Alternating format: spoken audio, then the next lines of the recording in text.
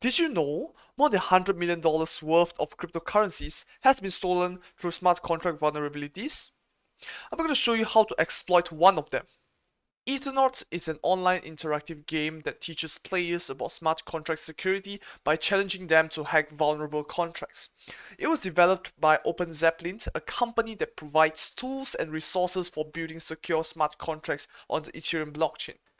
In the Ethernaut game, players are given a series of challenges that involve finding and exploiting vulnerabilities in smart contracts. These challenges cover a range of topics including contract design, re-entrancy attacks, integer overflows and underflows, and front running. Each challenge presents a different contract and set of conditions, and players must use their knowledge and skills to find and exploit the vulnerabilities in order to complete the challenge.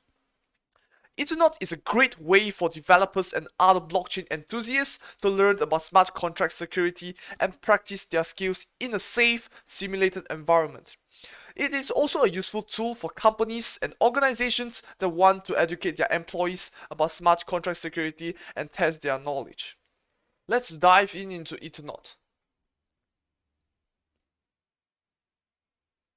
You can see that the game is not deployed because we have yet to connect to a test network. So let's connect to the Gorilla network.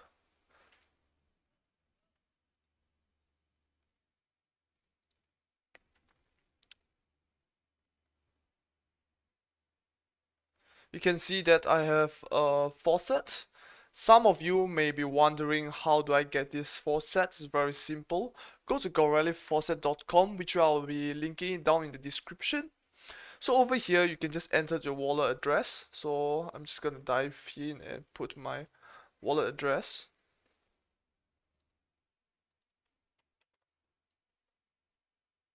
Wow!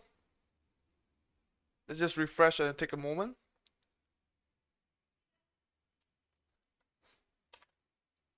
And okay, now it's done. So therefore, you have to wait for the block to be mined, therefore to receive the faucet. So we can ignore this.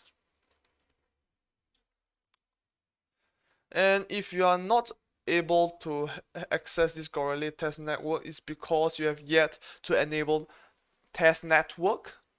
So over here, go to advanced and you can scroll down and can see that this option to show test networks, you have to enable it so that you can use the test networks. So let's go with the second challenge, which is fallback. The first challenge is quite redundant. Why is it 404? Give me a moment. Let's check what's the issue. Yep. Let's just refresh and click again. Yep, that's it. Let's get a new instance.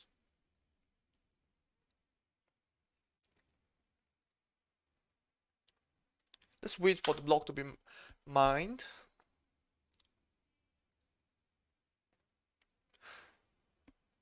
So we have sent a transaction waiting for confirmation to get a new instance. Right. The block has been mined and this is our contract address. So you have been noticing that there are other auditors that have been using Remix and the console to interact with this contract. We will be using Brownie. Using Brownie to solve the Ethernaut fallback challenge is a good choice because it is a Python library specifically designed for Ethereum development. It provides a simple and intuitive interface for interacting with Ethereum's contracts, making it easy to deploy and test smart contracts, as well as perform other tasks such as calling functions and checking contract balances. Brownie also provides a number of useful features and tools that can be used when working with Ethereum contracts, such as the ability to load contracts from the ABI, use Web3 methods, and interact with the blockchain through transactions and receipts. Overall, Brownie is a powerful and easy to use tool for Ethereum development that can greatly simplify the process of working with smart contracts and the Ethereum blockchain.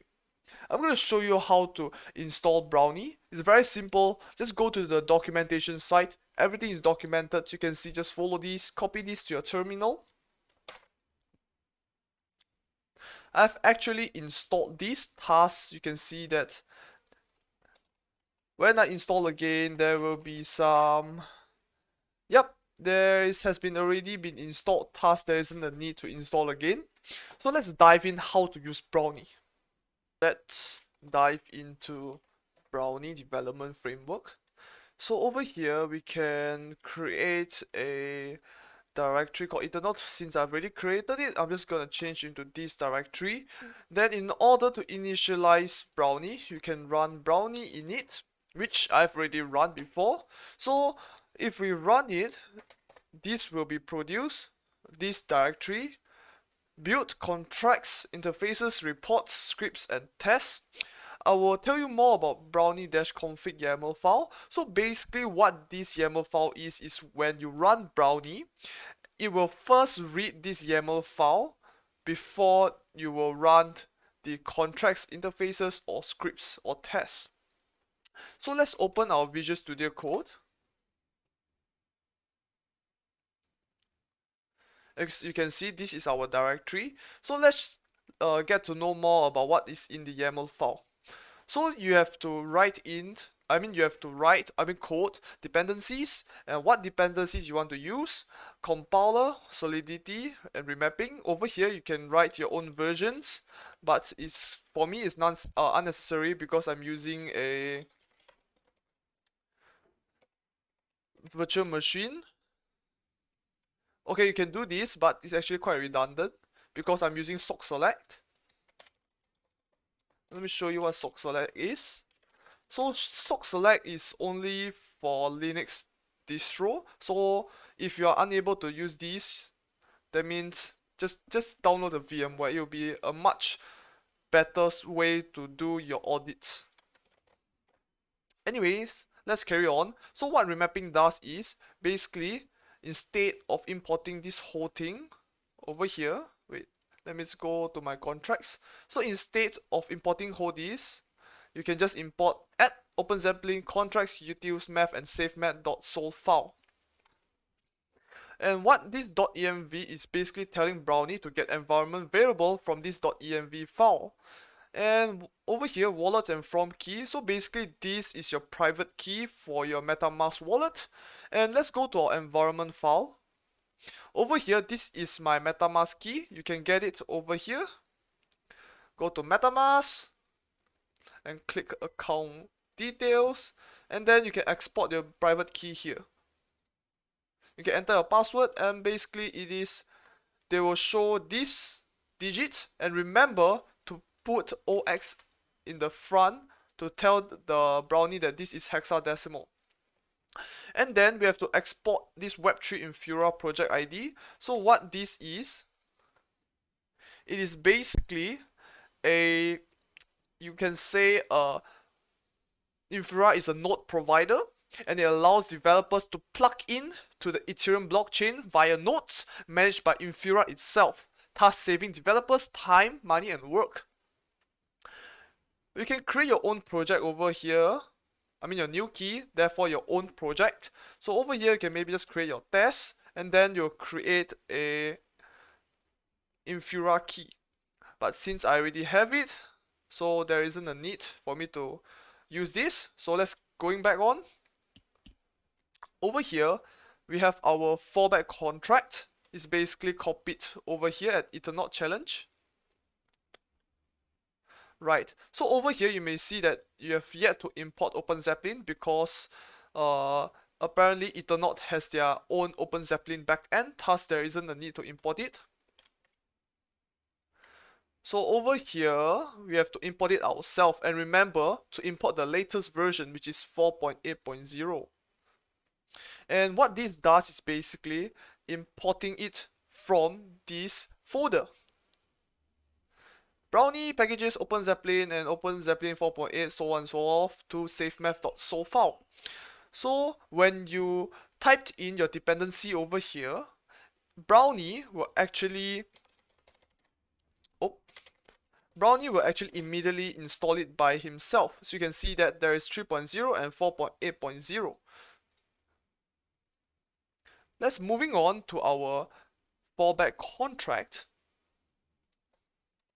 can see that this is our hash map, which contains our address to uin, which is to get our contributions, and we have a state variable that is owner, and then we have a constructor.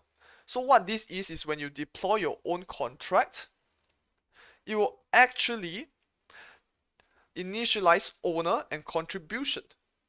Over here, you can see that this is a special function so that when you deploy a contract, it sets the contract's owner to the contract deployer and sets the deployer's contribution amount to 1000 times 1 ether. And over here we have a modifier.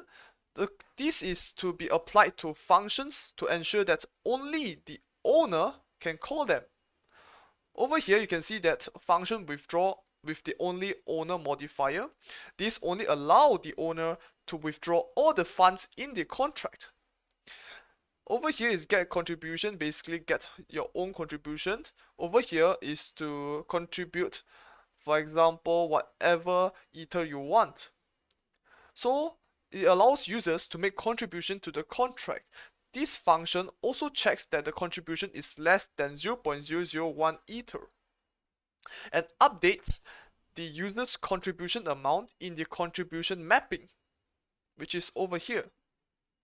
So if the user amount is greater than the current owner's contribution amount, the owner is updated to the user. So basically, you steal this contract's owner, and then you will call this fallback function. So what a fallback function is when you send transaction to this contract without specifying a function or calling a random function that was not created before. For example, function ABC, you will trigger this fallback function. So this allows users to send funds directly to the contract. So if the received value is greater than 0 and the user has made a contribution, the owner is updated to the user. Thus, you become the owner. Moving on, let's go to our interfaces directory. So what this is basically a smart contract to interact our fallback contract. You can see that there is a function called owner, contribute, and withdraw. Over here is marked as external and view, which means that it can be called from outside the contract, so as function contribute and function withdraw. This only returns the address of the owner.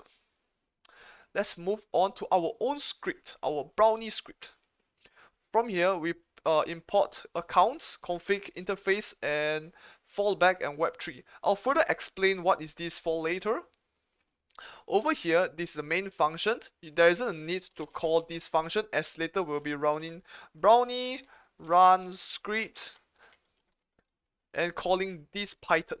So this is quite redundant. So we get the contract instant address from Ethernaut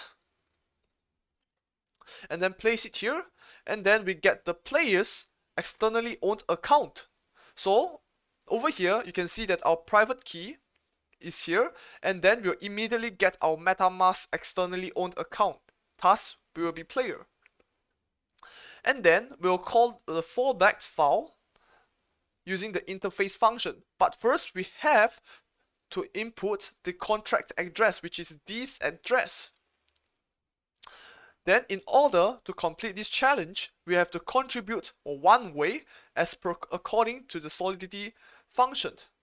We have to contribute less than 0.01 ether, and then if contribution is more than the current owner, you become the owner.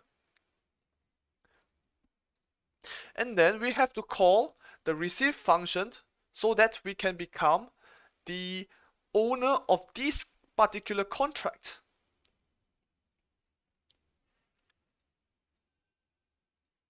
So we can withdraw the funds in the smart contract of fallback and thus successfully hacking and finishing the solidity challenge. So let's just run scripts, deploy contract, and then we must specify our network, which is Gorally.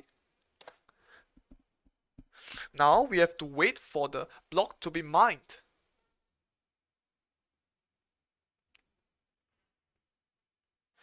Okay, the block has been mined. You can see that we have become the owner of the smart contract, and then we are able to withdraw all the funds in the smart contract. Remember that I said that I will explain what this is. Now we have a second Python file which imports the contract fallback from fallback.solidity folder. And now remember that you only have to import the contract name and not the contract file name. Over here we have the Ethernaut instance, which is the smart contract address, and then we get the player's account. And you can see that pretty much everything is the same. However, instead of using interface, we just use the imported Solidity contract address. This gives us the full range of Brownie's debugging and testing capability. This is good only if you have a small size file and you do not have thousands and lines of codes. However, if you have 1,000 lines of codes in a Solidity file, I recommend that you only create an interface with the essential function that you want to test it out. So over here, we have this FB account variable. So what this means is that it's possible to send transactions from an address without having that address private key. So to create an account object from an arbitrary address, you can use this account.add method with include false equals true as a keyword argument. And pretty much everything is done.